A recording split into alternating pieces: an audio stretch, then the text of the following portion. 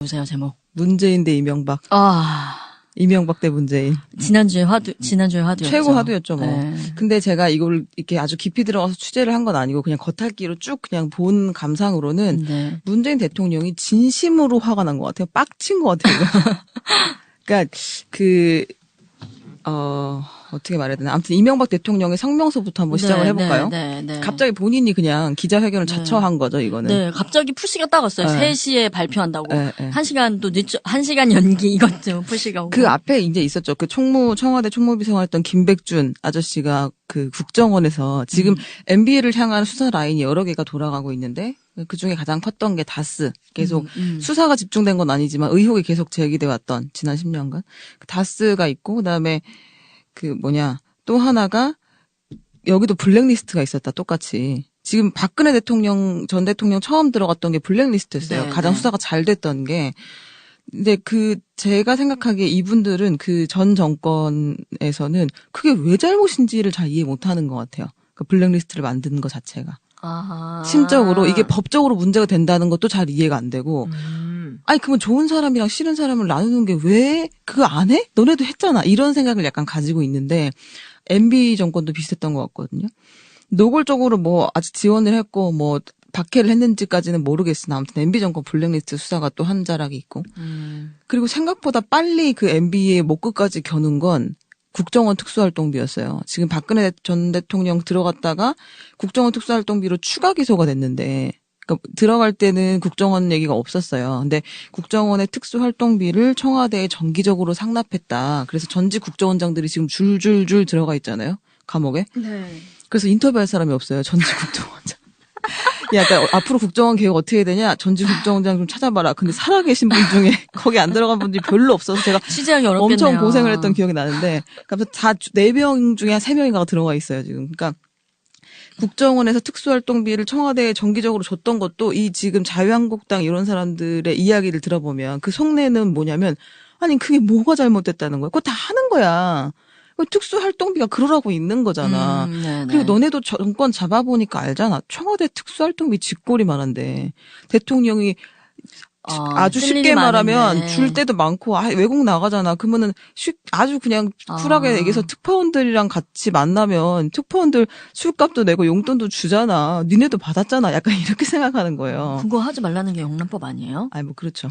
근데 이제 또 너무 정색했네. 다 그랬잖아라는 거고. 야 그리고 특수활동비가 그러라고 있는 거지. 라고 그렇죠. 생각하는 거예요. 그러니까 이게 왜 죄가 되는지에 대한 생각이 별로 없는 것 같다고 저는 관행이잖아. 네. 너네도 알잖아. 쓸 일이 있잖아. 이렇게 얘기하는. 빡빡하게 왜 이리 모르는 사람도 아니면서 이렇게 얘기를 하는 거예요. 니네는 얼마나 깨끗한 사람 두고 보자. 그러니까 그게 바로 노무현 김대중 정권은 특수활동비 안 썼냐 이렇게 나오는 거예요. 그 의식의 흐름이. 근데 실제로 지금 이명박 전 대통령도 역시 그 국가정보원에서 특수활동비를 받아왔다라는 게 지금 드러났다고 말씀을 드리는 건 실제로 그걸 전달한 사람이 그렇게 시인을 했기 때문이에요. 이 전달한 사람이 누구냐. 그러면 여러분 모두가 잘 아시지는 않을 것 같긴 한데 그 김희중이라고 지금 등장했잖아요. 키맨이라고 계속해서 말하고 있는데 이 김희중이라는 사람이 저는 사실 잘 몰랐어요. 이 사람 어떤 사람인지. 그땐 제가 취재를 안 하기도 했고 어리기도 했어서 이름만 들어봤었는데 이 청와대 제1부속실장이에요. 그 제1부속실장이 있고 제2부속실장이 있거든요. 청와대. 1부속실장이 사실상 청와대의 살림살이하고 대통령의 살림살이를 지근거리에서 담당을 하는 사람이고 2부속실장이 영부인. 여성이 대통령이었다 그러면 아무튼 남편이 있겠죠. 대통령의 남편.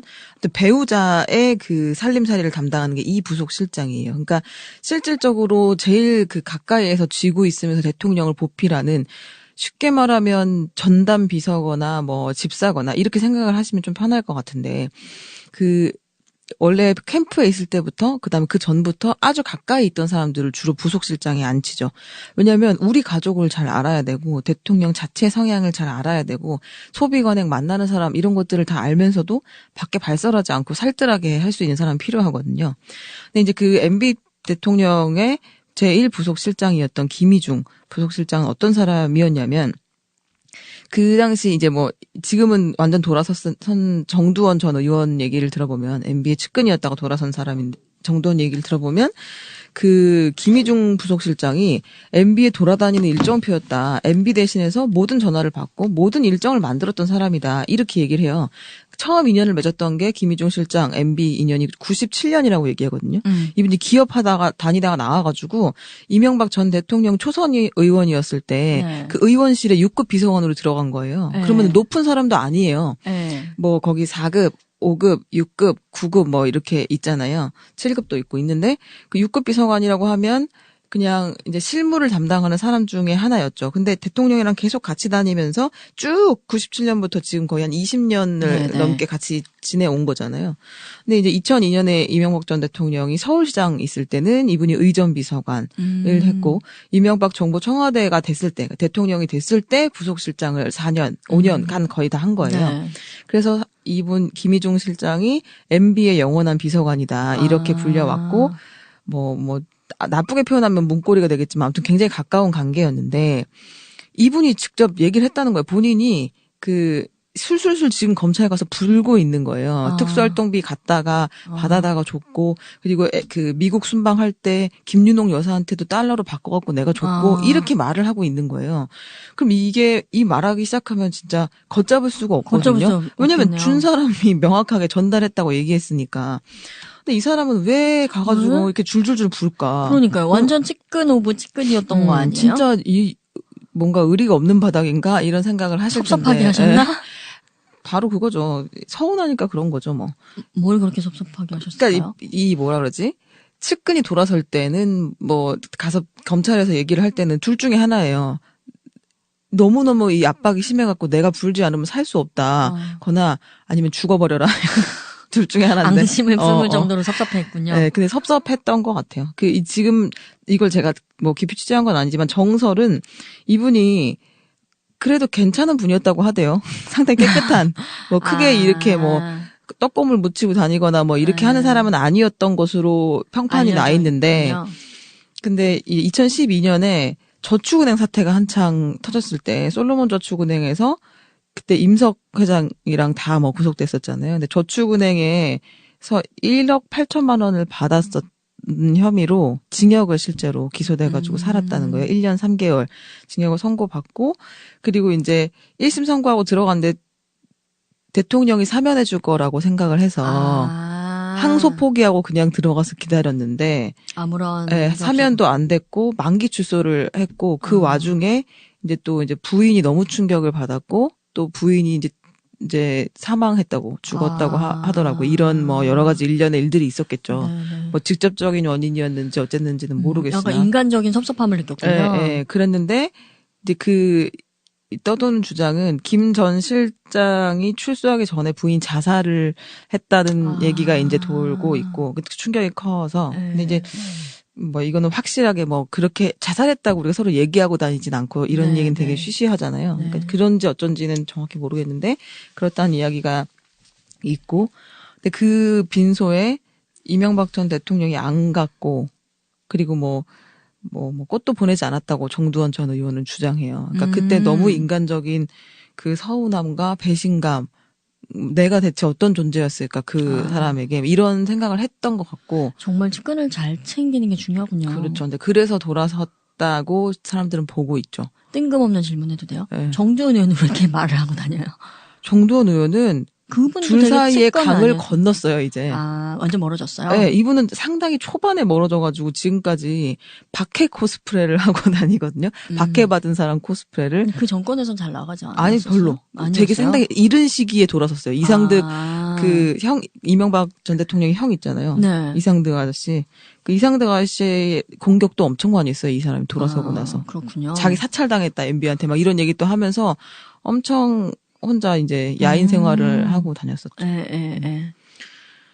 아무튼 그래서 이제 불기 시작했어요. 그러니까 이명박 대통령에 대한 수사가 아주 상당히 목끝까지 왔다고 볼 수가 있죠. 그래서 본인이 먼저 기자회견 자처한 거예요. 제가 봤을 땐 불안했던 것 같아요. 아씨 쫄리는데 이거 이런. 진짜 나까지 오는 거야? 야 이거 그때 다스는 사실 피해갈 구멍이 좀 많잖아요. 그 실소유주였으면 또 뭐 어쩌겠어 지금 와서 주가 조작을 하긴 했지만 근데.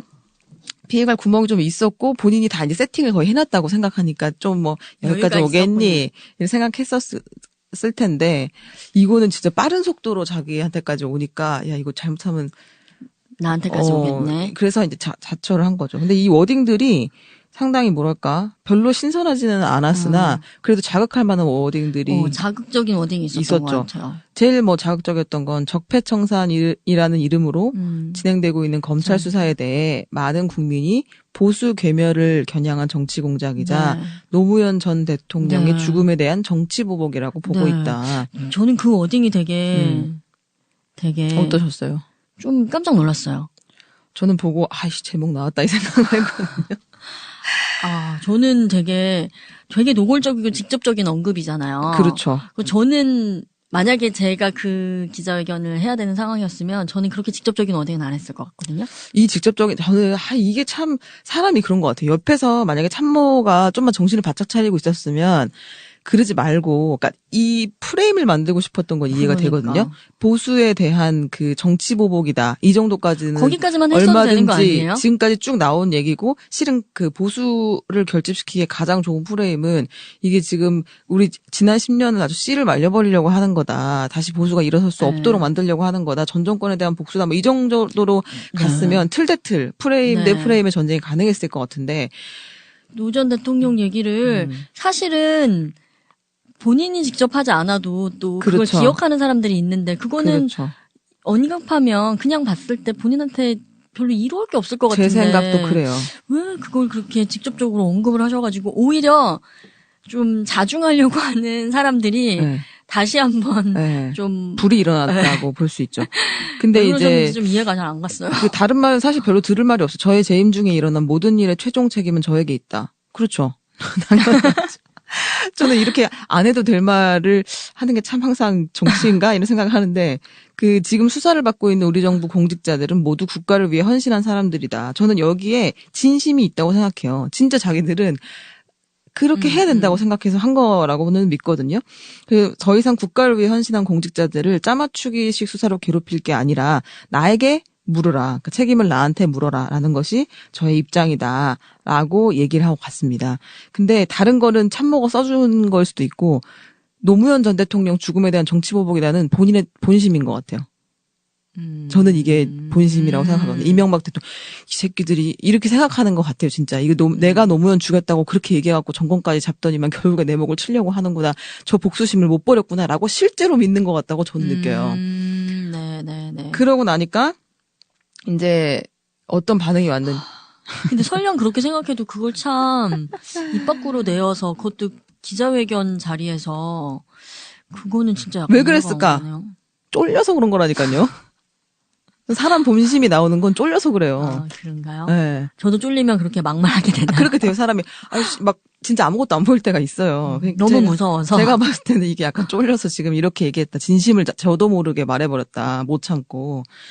근데 이거에 대한 문재인 대통령의 반응도 굉장히 충격적이었어요, 저는. 뭐라고 하셨나요? 그러니까 이렇게 이명박 전 대통령의 반응도 약간 우리가 생각했을 때 이해가 안 되잖아요. 네, 뭐 네. 저렇게까지 말을 해? 네. 그리고 우리 공직자들은 다 최선을 다했던 사람들이다. 네. 정치보복을 하지 말라라고 네. 하면 관계자 발로 전화해서 우리가 분위기가 어때요? 그러면 열받았어. 노무현 때문이라고 생각해라고 하면 뭐 관계자는 이렇다고 한다. 그럼 언론들이 또 해석을 덧붙여가지고 뭐 전 정권 대 현 정권 이렇게 쓸 그러니까요. 거잖아요. 본인은 정권을 잡아보셨으니까 그런 걸 더 잘 아시는 거 아니에요? 근데 이제 거기서 약간 지금 핀트를 잃어버린 게 이명박 전 대통령의 행보고 거기에 대한 문재인 대통령의 반응은 또 뭐냐면 청와대의 반응은 뭐여야 되겠어요? 뭐여야 되나? 그냥 노코멘트로 가는 거죠, 청와대는. 우리는 적폐청산을, 그러니까 시스템 개혁을 해야 된다고 생각하고 굳이 더 질문들이 온다면 그 과정에 인적 청산이라고 표현하지 않겠지만 아무튼 그 잘못에 대한, 그러니까 범죄에 대한 그 수사는 그냥 법대로 진행한다. 그렇지. 이 정도로 하고 그냥 나왔어야죠. 근데 그 박수현 대변인이 나와가지고 아무도 묻지 않았는데 브리핑을 그냥 한 거예요. 사법권에 대한 뭐 그 얘기인가요? 네, 그러니까 그 문재인 대통령의 직접 워딩이다라고 네. 하면서 전한 게 이명박 전 대통령이 노무현 대통령의 죽음을 직접 거론하면서 정치 보복을 운운한 데 대해 분노의 마음을 금할 수 없다 이렇게 얘기했어요. 엄청 세게 워딩하셨네요. 저는 문재인 대통령을 오래 봤지만 이렇게 얘기하는 거는 거의 처음 본 것 같아요. 그것도 바로 다음날 지금 브리핑을 한 거잖아요. 엄청 센 워딩이네요. 분노라는 단어는 사실 잘 쓰는 단어가 아니에요. 네, 뭐 유감을 표현한다거나 그렇죠. 굉장히 I'm 수사하셨던 sorry to hear 되시잖아요. 보통은. 하기 싫지만 해야 될 때 그렇게 말하는데 분노의 마음을 금할 수 없다고 했고. 엄청 센 워딩이네. 진짜. 그리고 이 전 대통령이 마치 청와대가 정치보복을 위해 검찰을 움직이는 것처럼 표현한 데 대해서 우리 정부에 대한 모욕이며 대한민국 대통령을 역임한 분으로서 말해서는 안 될 사법 질서에 대한 부정이고 정치 금도를 벗어나는 일이다. 이렇게 표현했어요. 되게 세죠, 워딩이. 엄청 세네요. 진짜 세네요. 그러니까 이거는 진짜 이명박 대 문재인, 문재인 대 이명박이라고 볼 수 있을 것 같아요. 제가 봤을 때.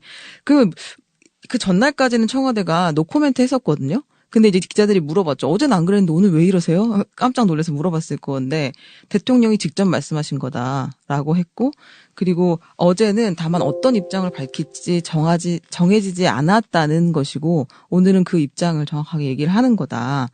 라고 얘기를 했어요. 근데 이것도 상식 바뀌죠. 이 수사는 엄청 세게 나가겠네요.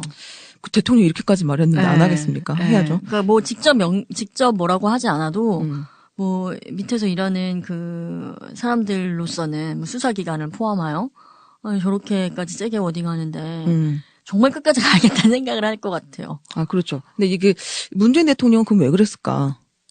또 오랜만에 비행기를 대통령한테 한번 해볼까요? 오늘 안 한다더니 하네요. 이명박 대통령이 쫄려서 그랬다고 제가 말했잖아요. 네. 문재인 대통령 진짜 빡친 거예요.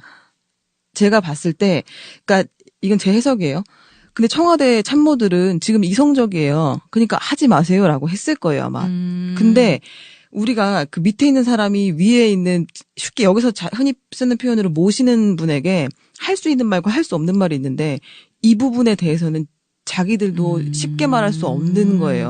말할 수 없는, 뭐라고 하죠? 영린이라고 표현하죠. 근데 대통령 진짜 열이 받은 거고 이 부분은 건들지 말았어야 될 어떤 상처인데 그걸 건드려서 화를 내는 걸 말리지를 못한 거예요.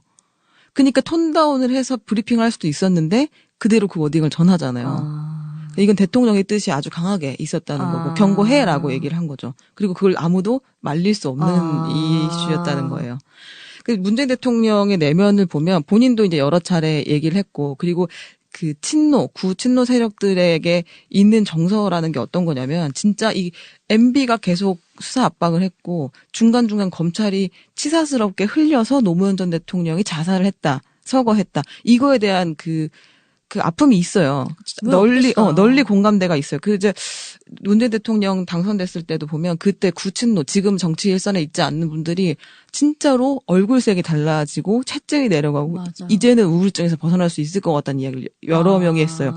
그 말을 직접 꺼내는데 되게 복잡한 감정이 들더라고요. 처음으로 깊이 잠들었다는 이야기를 누가 하더라고요.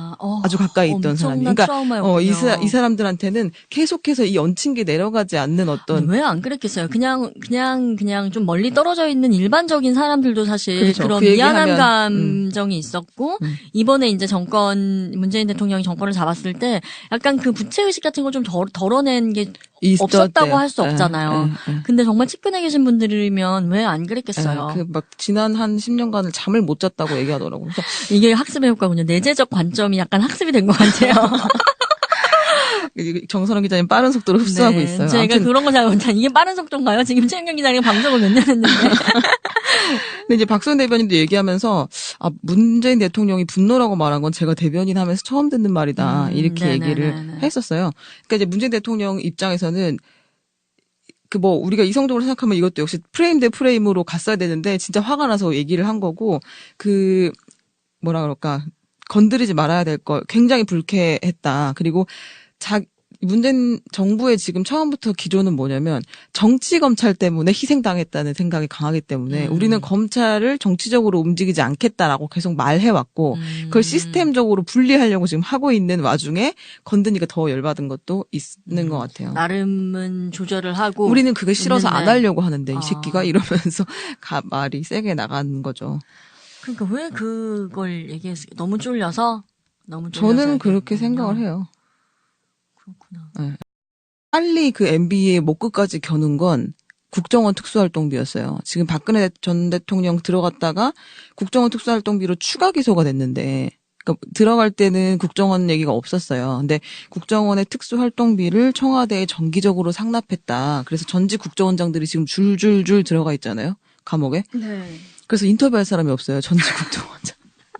약간 앞으로 국정원 개혁 어떻게 해야 되냐? 전직 국정원장 좀 찾아봐라. 근데 살아계신 분 중에 거기 안 들어간 분들이 별로 없어서 제가 취재하기 어렵겠네요. 엄청 고생을 했던 기억이 나는데, 그래서 다 4명 중에 한 3명인가가 들어가 있어요 지금. 그러니까 국정원에서 특수활동비를 청와대에 정기적으로 줬던 것도 이 지금 자유한국당 이런 사람들의 이야기를 들어보면 그 속내는 뭐냐면, 아니 그게 뭐가 잘못됐다는 거야? 그거 다 하는 거야. 특수활동비가 그러라고 있는 거잖아. 그리고 너네도 정권 잡아보니까 알잖아. 청와대 특수활동비 쥐꼬리만 한데 대통령이 아주 쉽게 말하면 많은데. 줄 때도 많고 외국 나가잖아. 그러면은 아주 그냥 쿨하게 얘기해서 특파원들이랑 같이 만나면 특파원들 술값도 내고 용돈도 주잖아. 니네도 받았잖아. 약간 이렇게 생각하는 거예요. 그거 하지 말라는 게 영란법 아니에요? 아니 뭐 그렇죠. 이제 또 너무 정색했나요? 다 그랬잖아라는 거고. 야 그리고 특수활동비가 그러라고 있는 거지. 라고 그렇죠. 생각하는 거예요. 그러니까 이게 왜 죄가 되는지에 대한 생각이 별로 없는 것 같다고 저는 관행이잖아. 네. 너네도 알잖아. 쓸 일이 있잖아. 이렇게 얘기하는. 빡빡하게 왜 이래 모르는 사람도 아니면서 이렇게 얘기를 하는 거죠. 니네는 얼마를 지금 검찰에 가서 불고 있는 거예요. 특수활동비 갖다가 받아다가 줬고, 그리고 그 미국 순방할 때 김윤옥 여사한테도 달러로 바꿔갖고 내가 줬고 이렇게 말을 하고 있는 거예요. 그럼 이게 이 말하기 시작하면 진짜 걷잡을 수가 없거든요. 왜냐면 준 사람이 명확하게 전달했다고 얘기했으니까. 근데 이 사람은 왜 가가지고 이렇게 줄줄줄 불까? 그러니까요. 완전 찌끈 오브 찌끈이었던 거 아니에요? 진짜 뭔가 의리가 없는 바닥인가 이런 생각을 하실 텐데. 섭섭하게 하셨나? 바로 그거죠. 서운하니까 그런 거죠, 뭐. 뭘 그렇게 섭섭하게 하셨어요? 그러니까 이 뭐라 그러지? 측근이 돌아설 때는 뭐 가서 검찰에서 얘기를 할 때는 둘 중에 하나예요. 너무너무 이 압박이 심해갖고 내가 불지 않으면 살 수 없다거나 아니면 죽어버려라. 둘 중에 하나인데. 앙심을 품을 정도로 섭섭했군요. 네, 근데 섭섭했던 것 같아요.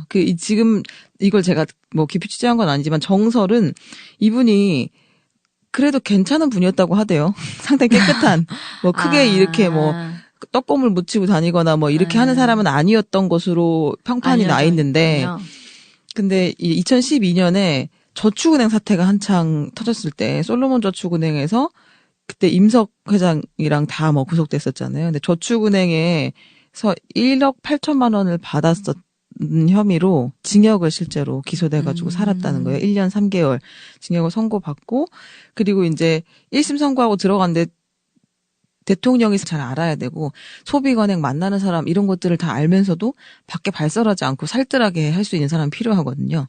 근데 이제 그 MB 대통령의 제1부속실장이었던 김희중 부속실장은 어떤 사람이었냐면, 그 당시 이제 뭐 지금은 완전 돌아선 정두원 전 의원 얘기를 들어보면 MB의 측근이었다가 돌아선 사람인데, 정두원 얘기를 들어보면 그 김희중 부속실장이 MB에 돌아다니는 일정표였다. MB 대신해서 모든 전화를 받고 모든 일정을 만들었던 사람이다. 이렇게 얘기를 해요.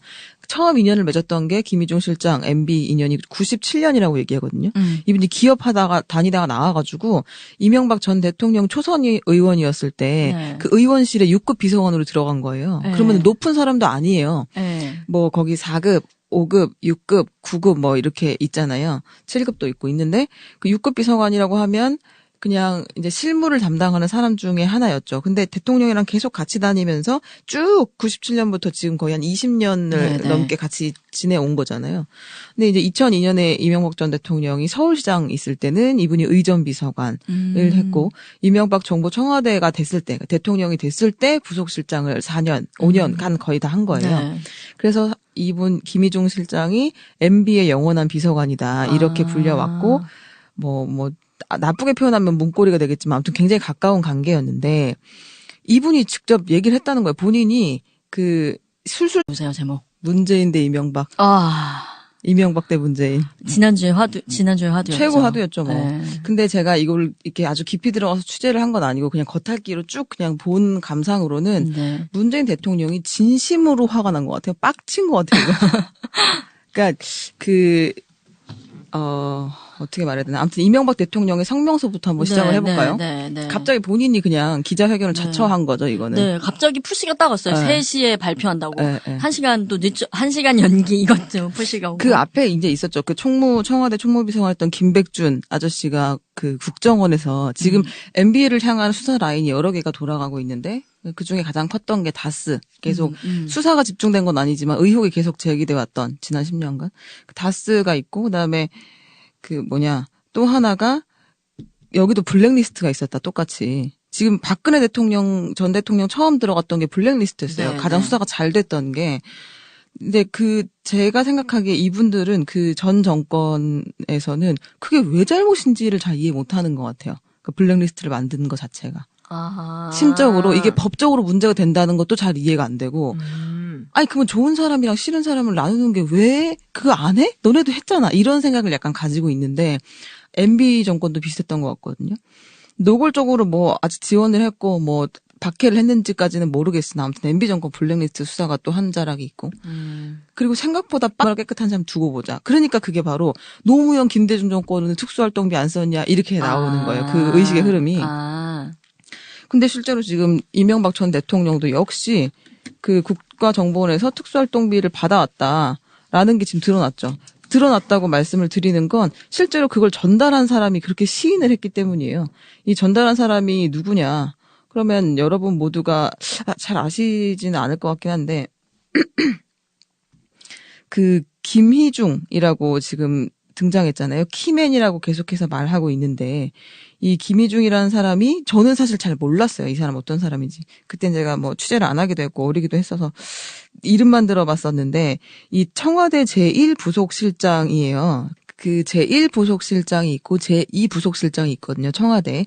1부속실장이 사실상 청와대의 살림살이하고 대통령의 살림살이를 지근거리에서 담당을 하는 사람이고 2부속실장이 영부인. 여성이 대통령이었다 그러면 아무튼 남편이 있겠죠. 대통령의 남편.